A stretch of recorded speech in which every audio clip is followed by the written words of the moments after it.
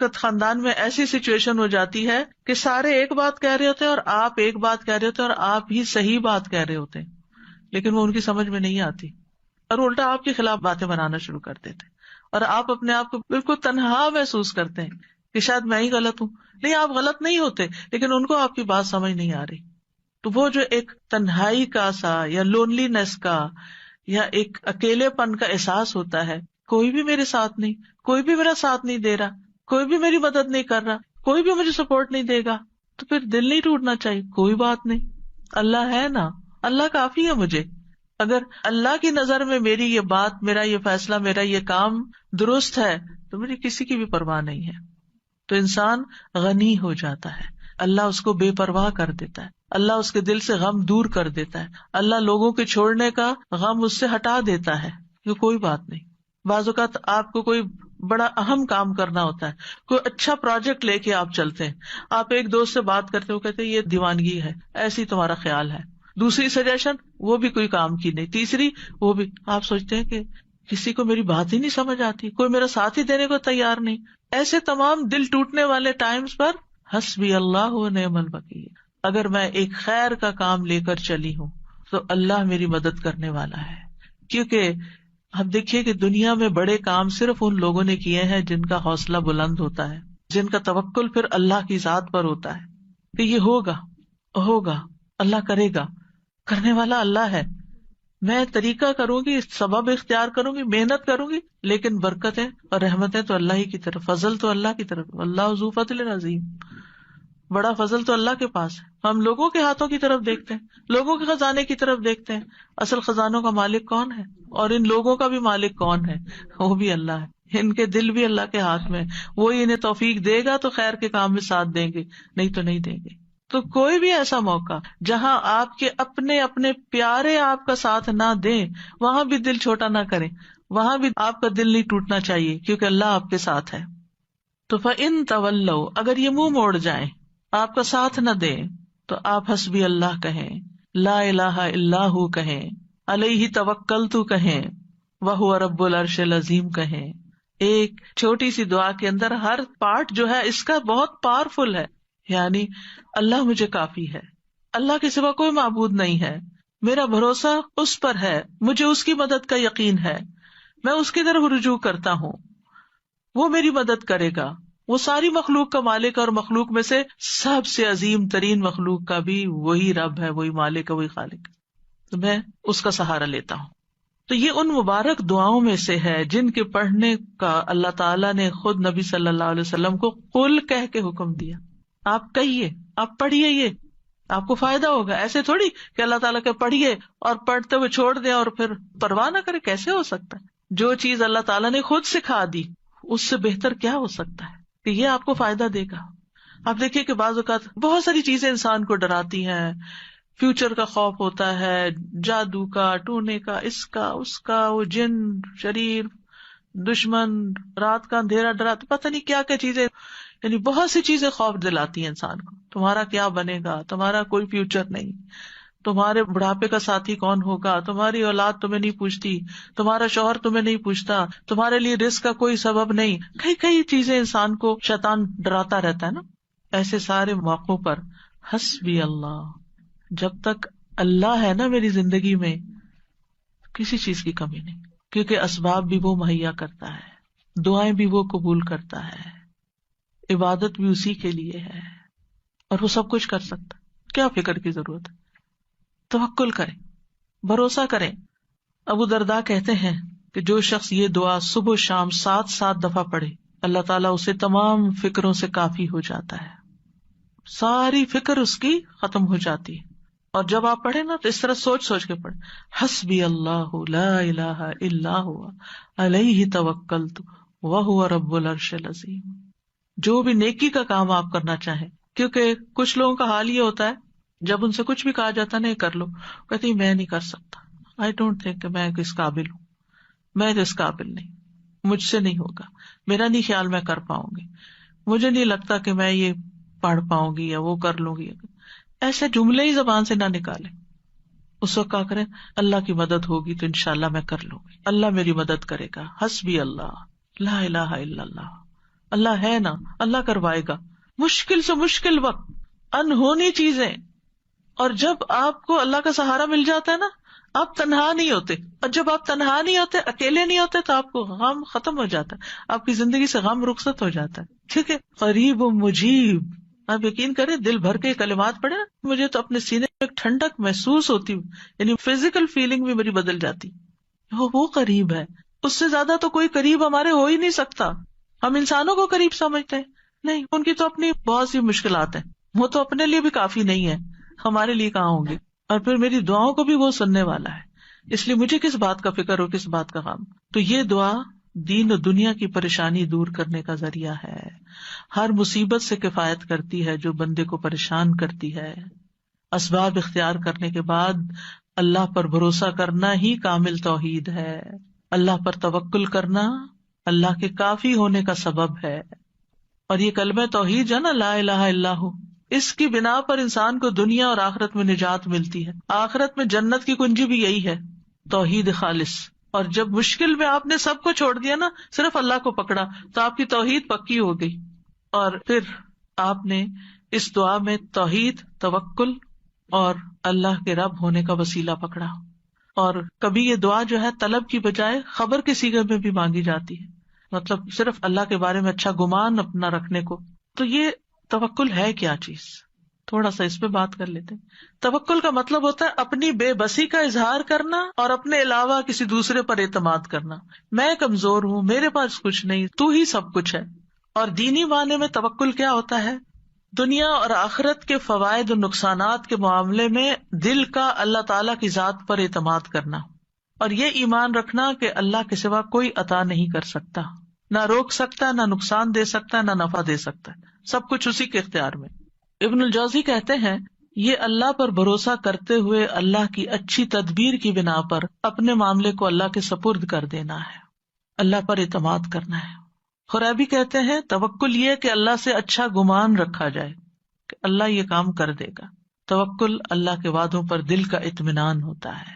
ابن تیمیہ کہتے ہیں اللہ پر توکل کرنا فرض ہے اور بڑے فرائض میں سے ہے، جیسا کہ اللہ کے لیے اخلاص اپنانا واجب ہے. اور اللہ نے کئی آیات میں توکل کرنے کا حکم دیا ہے. یہ وضو کرنے کے حکم غسل جنابت کے حکم سے بھی بڑا حکم ہے، اور اللہ نے اپنے علاوہ کسی اور پر توکل سے منع کیا. یعنی وضو کا حکم تو ایک دفعہ آیا نا، جنابت سے غسل کا حکم تو قرآن میں ایک دفعہ آیا، توکل کا حکم کئی دفعہ آیا. تو ہم وضو کا اہتمام تو ضرور کرتے ہیں، پاکیزہ ہونے کا اہتمام کرتے ہیں، لیکن جب توکل کی باری آتی ہے تو ہم فیل ہو جاتے ہیں، وہ ہمیں یاد نہیں رہتا. پھر سعید بن جبیر کہتے ہیں اللہ پر توکل کرنا ایمان کا خلاصہ ہے. ابو محمد سہل کہتے ہیں مقامات میں توکل سے زیادہ باعزت کوئی اور مقام نہیں.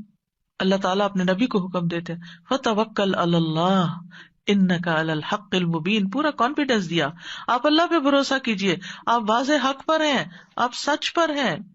ایک اور جگہ پر ہے وَتَوَكَّلْ عَلَى الْحَيِّ الَّذِي لَا يَمُوتُ وَسَبِّحْ بِحَمْدِهِ، اس زندہ ہستی پر بھروسہ کیجئے، یعنی اللہ پر جو نہیں مرے گا، اور اس کی حمد کے ساتھ تسبیح کیجئے. ہم کس پر بھروسہ کر رہے ہوتے ہیں؟ انسانوں پر جو کہ ختم ہو جانے والے. مومنوں کو حکم دیا وَعَلَى اللَّهِ فَلْيَتَوَكَّلِ الْمُتَوَكِّلُونَ، وہ توکل کرنے والوں کو اللہ پر توکل کرنا چاہیے. رب المشرق والمغرب لا الہ الا هو فاتخذہ وکیلا، مشرق اور مغرب کا رب ہے، اس کے سوا کوئی معبود نہیں، سو اسی کو کارساز بناؤ، اس کو اپنا کام درست کرنے والا سمجھو. توکل اللہ پر ایمان ہونے کی علامت ہے. توکل وہی کر سکتا ہے جس کا اللہ پر ایمان ہو. جس کے پاس ایمان نہیں اس کا توکل بھی نہیں ہوتا. جتنا ایمان زیادہ ہوگا اتنا توکل زیادہ ہوگا، جتنا ایمان کم ہوگا اتنا توکل کم ہوگا، جتنا توکل کم ہوگا اتنا ایمان کم ہوگا، جتنا توکل بڑھے گا اتنا ایمان بڑھے گا. دونوں لازم ملزوم ساتھ ساتھ بڑھتے جاتے ہیں. یہ اسلام لانے کا تقاضا ہے. موسیٰ علیہ السلام نے کہا میری قوم ان کنتم آمنتم باللہ فعلیہ توکلوا ان کنتم مسلمین، اگر مسلمان ہو نا تو پھر دشمن سے نہیں ڈرو، اللہ سے ڈرو، اللہ پہ بھروسہ کرو، کیونکہ نفع نقصان کا مالک تو صرف وہ ہے. بندوں پہ جب آپ بھروسہ کرتے ہیں نا وہ بھول جاتے ہیں، اوہ سوری آپ نے یہ کام کہا تھا، سوری یہ وجہ ہوگی تھی میں ٹائم پر نہیں پہنچ سکا. کئی مشکلات ان کی زندگی میں ہوتی ہیں، وہ خود بھی نہیں رہتے. لیکن اگر آپ اللہ پہ بھروسہ کرتے ہیں تو اللہ تعالیٰ کو ہمیشہ ہے، ہمیشہ رہے گا، اور وہ ہمیشہ مدد کر سکتا ہے. حالات تبدیل ہوتے رہتے ہیں، لوگ آپ کی زندگی میں تبدیل ہوتے رہتے ہیں، جگہیں تبدیل ہوتی رہتی ہیں، سچویشن تبدیل ہوتے رہتے ہیں، لوگوں کی لائلٹیز تبدیل ہوتی رہتی ہیں، لوگوں کے دل بدلتے رہتے ہیں، مالی حالات بدلتے رہتے ہیں. اس دنیا میں ہر لمحہ ایک چینج آ رہا ہوتا ہے، غیر محسوس چینج، اور بعض اوقات ہم اس کو ٹیکل نہیں کر سکتے کیونکہ ہمارے اندر بھروسہ نہیں ہوتا، توکل نہیں ہوتا. جو توکل کرتا ہے وہ ہر تبدیلی کے اندر کام ہوتا ہے. موسم بدل رہا ہے، کوئی بات نہیں، کوئی بھی چیز پسند کے خلاف، کوئی بات نہیں، سب ٹھیک ہو جائے گا. تو اللہ سبحانہ و تعالی نہ ہم سے غافل ہے اور نہ ہی ہم سے دور ہے، اس لیے کسی اور کو کارساز بنانے کی بجائے اسی کو سہارا سمجھا جائے، کیونکہ جو اللہ کے سوا دوسروں کو سہارا بناتا ہے تو ایسے سہارے کمزور ہوتے ہیں. مکڑی کا گھر، اس کی مثال دی گئی قرآن میں. تو ہر کام کا ارادہ کرنے کے بعد اللہ پہ بھروسہ کرے. فَإِذَا عَزَمْتَ فَتَوَكَّلْ عَلَى اللَّهِ، عزم کر لیا توکل اللہ پر. لوگوں کا ڈر ہو تو بھی توکل اللہ پر، لوگ منہ موڑ رہے ہو تو توکل اللہ پر، کوئی چیز غم زدہ کرتی ہے توکل اللہ پر، جان کو خوف لاحق ہے توکل اللہ پر. جیسے جادوگروں نے کہا تھا فرعون کے مقابلے میں، فَقْضِ مَا أَنْتَ قَاضٍ، جو فیصلہ کرنا کر لو، ہم تو اللہ کی طرف جانے والے، تم ہمارا کیا بگاڑ لو گے. جادوگر تھے، کس حرام کام میں پڑے ہوئے تھے، ایمان آیا کہاں پہنچ گئے، سارا ڈر ہی نکل گیا اندر سے. جب کسی کی سازشوں کا علم ہو، کوئی چالیں چل رہا ہے ہمارے خلاف، توکل اللہ پہ، کیونکہ ہم نہیں نبٹ سکتے لوگوں کی چالاکیوں سے، اللہ نبٹنے والا کافی ہے. دشمنوں کا خوف ہو، کوئی بھی مدد اور نصرت چاہیے، توکل اللہ پہ. کوئی اذیت دے، کوئی تکلیف دے، کوئی پریشان کرے، جہاں سے آپ کو خوف لائق رہتا ہے، اب پتہ نہیں یہ میرے ساتھ کیا کرے گا، اس نے پہلے بھی جادو کیا تھا مجھ پہ، وہ بڑا مشکل ٹوٹا، اب پھر یہ پھر کر دے گا مجھ پہ. عام طور پہ لوگوں کی یہ ذہنی کیفیت رہتی ہے نا، وہ فلاں آیا تھا نا، مجھے نظر لگ گئی تھی، اب یہ پھر آ گیا، اب پھر یہ کچھ کر کے جائے گا. نہیں، مت ڈریں، اللہ کافی ہے. جب ایسا کوئی خوف آنے لگے، حسبی اللہ و نعم الوکیل، کوئی کچھ بھی نہیں کر سکتا، اللہ ہے نا بس. اگر کوئی الزام لگائے آپ پر، آپ کو کوئی جھوٹا کہے، کوئی اور طرح سے تنگ کرے، تکلیف دے، تو اللہ پہ بھروسہ کرے کہ اللہ تو کافی ہو جائے ان سے مجھ کو. پھر اسی طرح بعض اوقات انسان کو کچھ کمپرومائز کرنے پڑتے ہیں، کسی کے ساتھ صلح کرنی پڑتی ہے، کچھ اپنے حق چھوڑنے پڑتے ہیں. بعض اوقات آپ لیٹ گو کر دیتے ہیں اپنا کوئی حصہ کہ اپنے بہن بھائی سے لڑائی ختم کر کے، تو پھر آپ سوچتے میرا کیا ہوگا. تو اللہ پہ توکل ہے، اللہ کافی ہے، اللہ مجھے کہیں اور سے دے گا. میں نے اللہ کی خاطر چھوڑا ہے نا، اللہ اس سے کئی گنا زیادہ لوٹائے گا، کیونکہ اللہ کی خاطر یہ کیا ہے میں نے. پھر اسی طرح کوئی بدشگونی ہوتی ہے، کتنی چیزیں ہیں بدشگونی کی جسے لوگ ڈراتے ہیں، کالی بلی سے، پتہ نہیں اور کس کس سے، یہ رستہ کاٹ گئی، وہ فلاں نظر آ گیا. ان ساری بدشگونیوں کا مقابلہ بھی جہاں سپرسٹیشنز ہو، جہاں وہم، کیونکہ بعض لوگوں کو وہم ہی کھایا جاتا ہے، ہونا ہمانا کچھ نہیں ہوتا، یہ ان کا صرف خیال ہوتا ہے. یہ نہ ہو جائے، میں گھر سے نکلی ہوں گاڑی لے کر، پتہ نہیں کوئی ایکسیڈنٹ نہ ہو جائے، یہ جہاز پہ بیٹھنے لگی ہوں، پتہ نہیں اس کا کریش ہی نہ ہو جائے. یعنی کوئی نہ کوئی ایسی باتیں انسان کے دل میں شیطان ڈالتا رہتا ہے کہ جس سے وہ انجوائے کرنے کی بجائے اس سچویشن کو صرف خوف زدہ رہتا ہے. تو ایسے تمام توہمات، ایسی تمام خوف زدہ کرنے والی باتیں، ان کے لیے کیا کریں؟ اللہ پہ توکل کریں.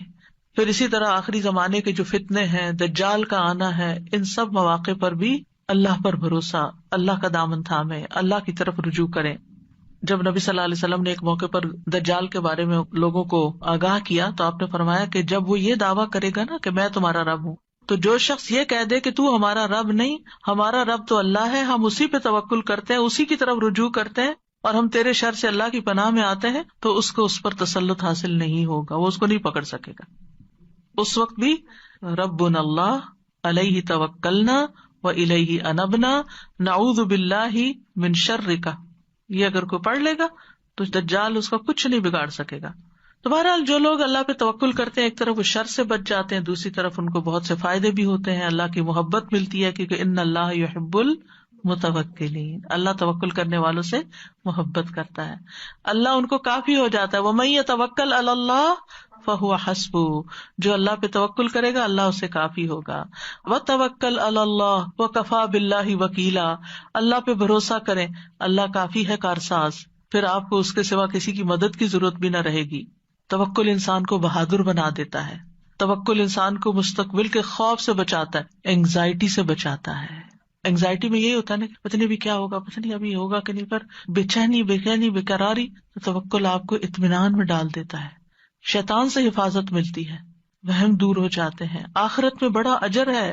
وَلَأَجْرُ الْآخِرَةِ أَكْبَرُ لَوْ كَانُوا يَعْلَمُونَ الَّذِينَ صَبَرُوا وَعَلَىٰ رَبِّهِمْ يَتَوَكَّلُونَ، اور آخرت کا اجر تو بہت بڑا ہے، کاش وہ جانتے ہوتے، جن لوگوں نے صبر کیا اور اپنے رب پر ہی بھروسہ کرتے ہیں، ان کے لیے آخرت میں بہت بڑا اجر ہے، کیونکہ انہوں نے ہر موقع پر اپنی توحید خالص کر لی، اللہ پہ بھروسہ کر لیا، اللہ پہ بھروسہ کر لیا، رزق کا معاملہ ہو، بیماری صحت کا معاملہ ہو، اولاد کا معاملہ ہو، انسانوں کا معاملہ ہو، لوگوں کی پھیلائی ہوئی افواہوں کا معاملہ، کچھ بھی ہو، اللہ کافی ہے مجھے۔